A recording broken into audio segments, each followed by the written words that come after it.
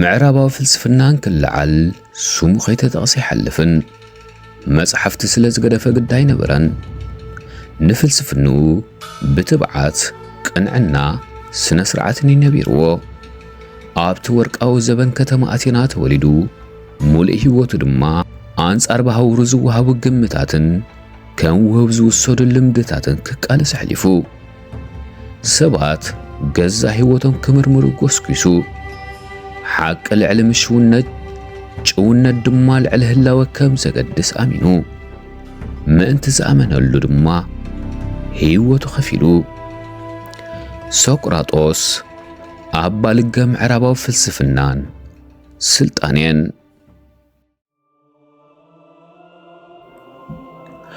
ምዕራፍ 1 ልደትን እዋን ንእስነትን 469 ክሳብ 450 ቅድሚ ልደተ ክርስቶስ። ሶቅራጦስ ኣብቲ ኣቴና ማእከል ባህልን ፖለቲካን ኮይናትሉ ዝነበረት ከባቢ 469 ቅድሚ ልደተ ክርስቶስ ተወልደ። ወላዲኡ ሶፕሪኖቆስ ጸራብን ነዳቐ እምንን ክነብር እንከሎ ወላዲቱ ጳናሪት ድማ ኣላይት ሕሙማት ነበረት።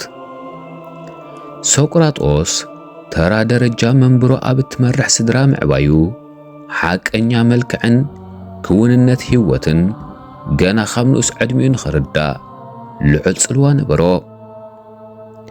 ከም ዝበዝሑ ናይቲ እዋን ኣቴናውያን መዘንኡ ሶቅራጦስ 6 ዓመት ዕድመ ምስ መለአ ሙዚቃ፣ ግጥሚ፣ ስነ ጽሑፍን ጂምናስቲክን ክመሃር ናብ ቤት ትምህርቲ ተጸምበረ። ኣብቲ እዋን ኣቴና ሓደ ካብቲ ሓደ ብዝበላለጹ ሓሰብቲ ገጠምትን መምሃራንን ዝዕለቕለቐት ነበረት። ነቲ ምስ ብልሑ ዝተፈጥረ ሶቅራጦስ ድማ ነዚ ዕድል ተጠቒሙ ብሕልፊ ኣብ ዛዕባታት ስነ ምግባር ፍትሕን ባህርያት ደቂ ሰብና ተወኪሩ ብዙሕ ሓተተ።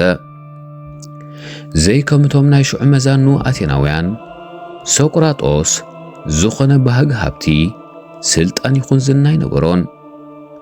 ካብቶም እዋናት ንእስነት ኣትሒዙ በቶም ዝለብሶም ፈኮስትን ሕሱራትን ክዳውንቲ ሓሓሊፉ እውን ጥራሕ እግሩ ይጓዓዝ በመንባሩ ይልለ ነበረ። ምዕራፍ 2 ውትድርና 450 ክሳብ 430 ቅድሚ ልደተ ክርስቶስ። ሶቅራጦስ ዓቕሚ ኣዳም ምስ በጽሐ ከም ዝበዝሑ ናይቲ እዋን መንእሰያት ኣቴና ኣብ ሰራዊት ተኸትበ። ኣብ ከም ጴሎጶኒሻ፣ ጶጢዳ፣ ዳልዮምን ኣምጲጶሊስን ዝኣመሰሉ ውግኣት ድማ ተኻፈለ። ገለ መዛግብቲ ከም ዘዘንትውዎ ወተሃደር ሶቅራጦስ ጥንኩር፣ ኣብ እዋን ጸቕጢ ዘይሽበር ህዱእን ሞት ዘይፈርሕ ተባዕን ነበረ። ኣብ ሓደ ካብዞም ውግኣት ንህይወት ብጻዩ ዝነበረ ኣልቂባይዶስ ከድሕን ዘርኣዮ ጅግንነትን ድሒሩ ብሳላ ዝኸፈሎ መስዋዕቲ ማዕርግ ምቕባል ምሕራሙን ሓደ ካብ መርኣያታት ናይ ዝነበረ። እዞም ተመኩሮታት ጭውነት ዝያዳ ፍርሕን ዝናን ከም ዘገድስ ንዝነበሮ እምነት ዝያዳ ከጽንዕ ዝሓገዙ ነበሩ። ሶቅራጦስ ንወተሃደራዊ ሕጊ ምእዙዝ እኳ ተነበረ ሞራላዊ ሓርነቱ ግና ፈጺሙ ኣብ ዋጋዕ ዕዳጋ ይእቱ ይነበረን። ካብኡ ሓሊፉ እውን እቲ ምስ ሞት ፊት ንፊት ዘፋጠጠ ህይወት ውትድርና ንስለ ዝኣመነሉ ህይወቱ ከይተረፈ ክኸፍል ትብዓት ንኽሰንቕ ልዑል ሓገዝ ገበረሉ። ብድሕሪ ሶቅራጦስ ካብ ውትድርና ምስ ተፋነወ ምስ ጻንጢብ ዝተባህለት ኣሸጋሪ ባህርያት ከም ዝነበራ ዝነገረላ ጓል ሔዋን ቃል ኪዳን ኣሰረ። ብኣንጻር ሓዳር ዘሰከሙ ሓላፍነትን በዓልቲ ቤቱ ትገብረሉ ዝነበረ ጸቕጥን ግዳ ሶቅራጦስ ሃብቲ ንሞራላዊ ዕቤተይ ክዕንቅጸኒ ኢሉ ስለ ዝኣመነ ተራ ህይወት ክመርሕ መረጸ። ምዕራፍ 3 ነጥበ መቐይሮ 430 ክሳብ 420 ቅድሚ ልደተ ክርስቶስ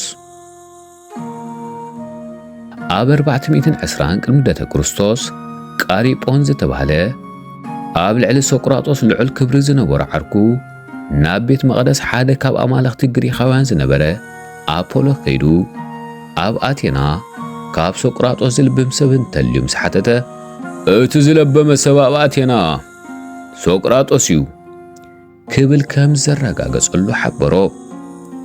ሶቅራጦስ ግዳ ፍሉይ ልቦና ከም ዝውንን ዝኾነ እምነት ስለ ዘይነበሮ ምስ ዘረባ ዓርኩ ክሰማማዕ ኣይከኣለን። ግዳኸ እዚ ናይ ዓርኩ ዘረባ ኣብ ኣእምሮ ሶቅራጦስ ሓደ ሓሳብ ቀስቀሰ።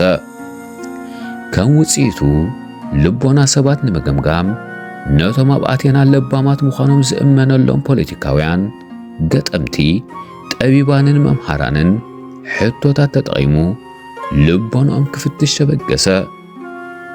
ብመገድቶም ብጥንቃቐ ዝቐየሶም ሕቶታት ኣቢሉ ድማ ዝበዝሑ ካብዞም ሰባት ኩሉ ከም ዝፈልጡ ከም ዝኣምኑ ግዳኸ ንፍልጠቶም ይኹን እምነቶም ርትዓውነት ከልብሱ ከም ዝሽገሩ ኣስተውዓለ።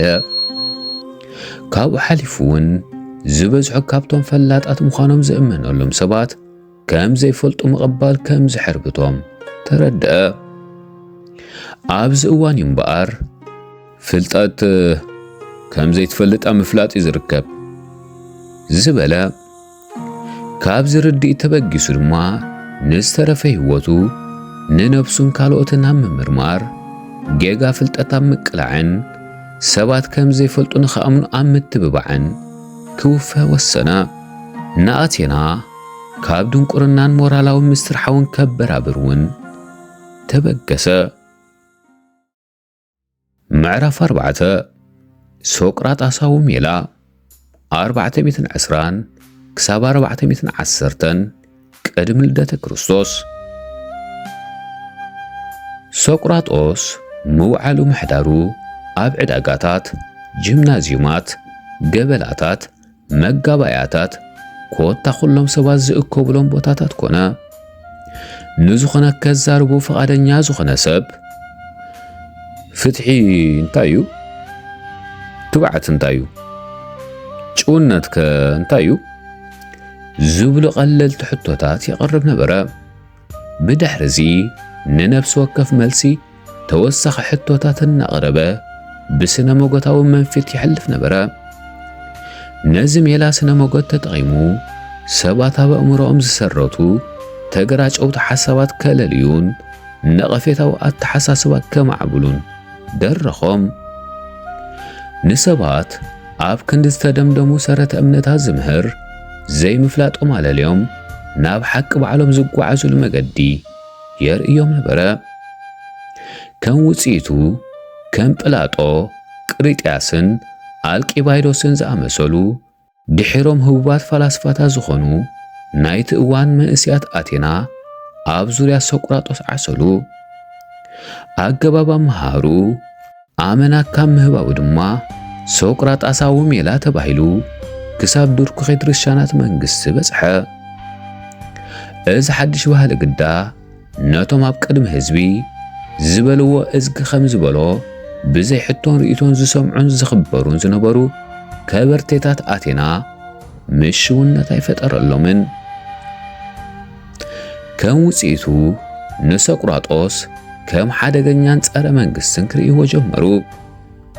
ከም ኣካል ፕሮፓጋንዳዊ ዘመታታቶም ድማ ኣሪስጦጶኖስ ዝተባህለ ህቡብ ጸሓፊ ኮሜዳዊ ተዋስኦታት ናይቲ እዋን ተጠቒሞም ሶቅራጦስ ኣእምሮ መንእስያት ከም ዝብክል ኣፈጨለ ወይ ሶፊስተኛ ገይሮም ኣብ ቅድሚ ህዝቢ ኣዋረድዎ። ምዕራፍ 5 ፖለቲካዊ ወጥሪ 410 ክሳብ 405 ቅድሚ ልደተ ክርስቶስ።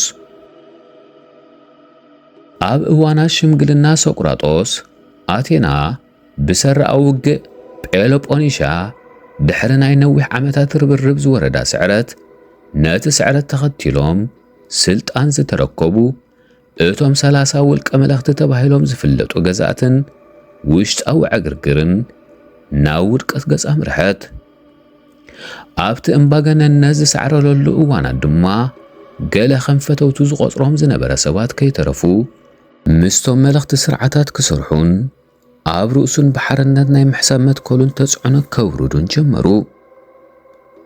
ሶቅራጦስ ኣብ ፖለቲካ ኢዱ ከእቱ ድላይ እኳ ተዘይነበሮ ሰበ ስልጣን ግሪክ ግና መትከላቱ ከጓኒ ኣገደድዎ። ግዳኸ ሶቅራጦስ ፍትሒ ረጥሪጡ ከይምእዘዝ ዕጭ ሓንፈፈ። እቶም ሰበ ስልጣን ብሰሪ ዘይፍትሓዊ መሪሕነቶም ንዝሰዓቡ ፍሽለታት ዘሰከምዎ ተረካብ ዓድዮ ሓሰው ይብልሉ ኣብ ዝነበሩ እዋን ድማ ሶቅራጦስ ግዳይ ኮነ። ጠንቂ ውድቀትና እዚ ባህሊ ዝብርዝ ዘይሙዝዝነት ዝኹስኩስ ኣእምሮ መንእሰያ ዝሓጽብ ዘሎ ስግንጢር ሰብኣይ እዩ ክብሉ ድማ ጠቀንዎ።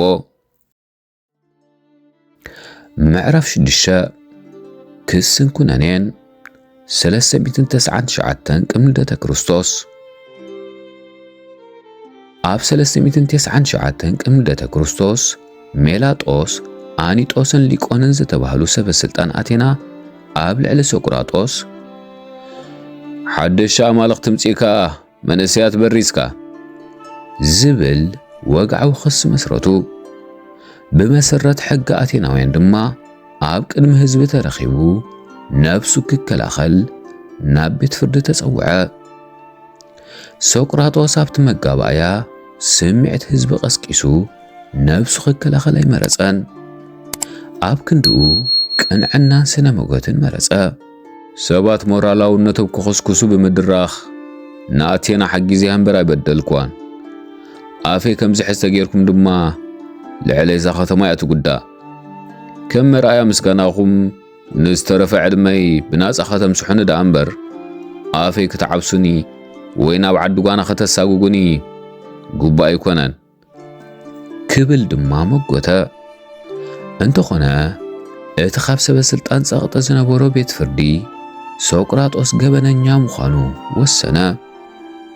ከም ውጽኢቱ ድማ ኮኒዮም ዝተባህለ ካብ መርዛም ዓይነት ካሮት ዝተጸምቀ መስተ ሰትዩ ብሞት ክቕጻዕ ተፈርደ።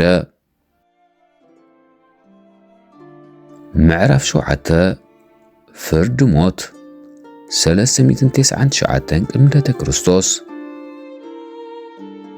መጋባእያ ምስ ተዓጽወ ሶቅራጦስ ዕለተ ፍርዱ ክሳብ ዝኣክል ንሰሙናት ኣብ ቤት ማእሰርቲ ተሓየረ።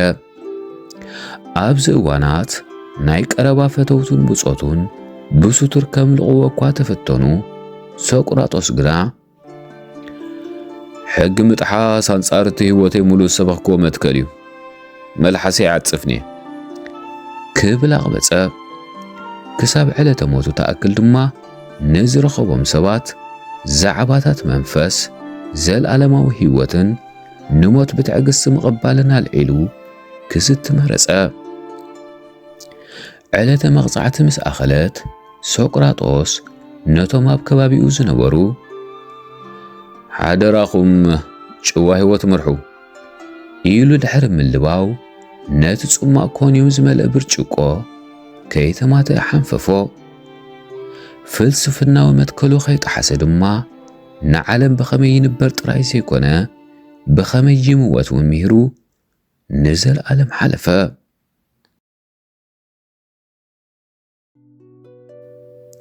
ድሕሪ ሞቱ ብመገዲ ጵላጦን ካልኦት ተምሃሩኡን ሓሳባቱ ኣብ ጽሑፍ ሰፊሮም ፈቐዱ ተዘርግሑ። ምዕራባዊ ፍልስፍና፣ ስነ ምግባር፣ ስነ መጎትን ስነ ትምህርትን ሱርበት ተኻውለውጥ ገበረ። ፍልጠት ከም ዘይትፍልጥ ካብ ምፍላጥ ይጅምር። ጭውነት ልዕሊ ሃብቲ ዋጋ ኣለዎ። ዘይተመርመረ ህይወት ድማ ዋጋ የብሉን ዝብሉ መትከላቱን ንዘበናት ድምቀቶም ከይሓሰሰ ተወረቑ። ብሳላ መስዋዕቱ ስነ ሞጎት፣ ፍትሕን ስነ ምግባርን ዝምርምሩ ፈላስፋታት ሓደ ድሕሪ ሓደ ፈረዩ። ጵላጦስ ዓቦ፣ ኣሪስቶትል እውን ኣሰራያታቱ ተኸተለ። ዓለም ዓፊንዋ ዝነበረ ጉልባብ ድንቁርና በቐስታ ክትቅንጠት ጀመረት። ኣብ ምኽንያታዊ ፍልጠት ትንፋስ ኺዑ ህይወት ለበሰ። ስነ ፍልጠት ታተበለ። ኣብ ግሪኽ ዝተወልዐ ቁልዒ ኣብርሆት ድማ ናብ ዓለም ብምልእታ ለሓመ።